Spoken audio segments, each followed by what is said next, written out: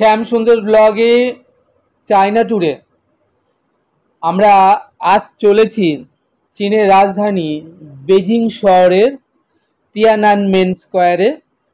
এই Tiananmen square চত্বরটি হলো চীনের সর্ববৃহৎ চত্বর। এটি বেইজিং শহরের মধ্যস্থলে অবস্থিত। এটি নিষিদ্ধ নগরী থেকে এটিকে পৃথক করা হয়েছে। এই চত্বরটি উত্তর পাশে অবস্থিত।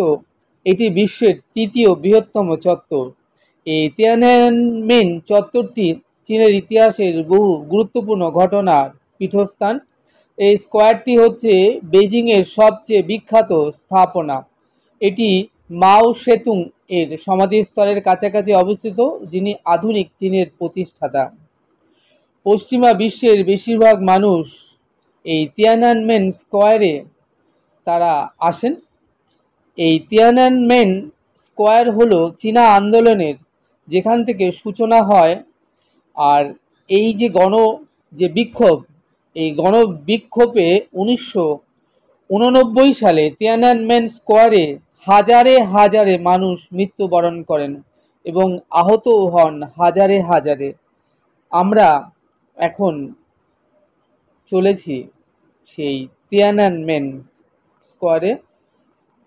এই তিয়ানানমেন স্কোয়ারটি এত বিরাট, এত বিশাল যে এটি ঘুরে দেখতে গেলে বেশ কয়েক ঘন্টা সময় লাগবে। যাই হোক, আমরা চেষ্টা করছি পুরোটা একবারে যতটা কভার করা যায় ভিডিওগ্রাফির মাধ্যমে।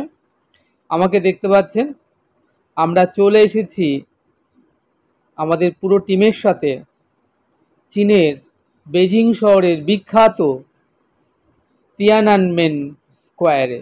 এখন আমরা এই স্থানটা ঘুরে দেখব, তারপর আমরা চীনের বিখ্যাত রেস্তোরাঁয় খাবার খাবো এবং ইভিনিংটায় আমরা যাব শপিং মলে। এবং শপিং মলে আমরা যার যা কেনাকাটা আমরা সারবো, সেরে রাত্রেবেলা ডিনার সেরে আমরা আমাদের হোটেলে ফিরবো। এই হলো আমাদের আজকে সারাদিনের প্রোগ্রাম।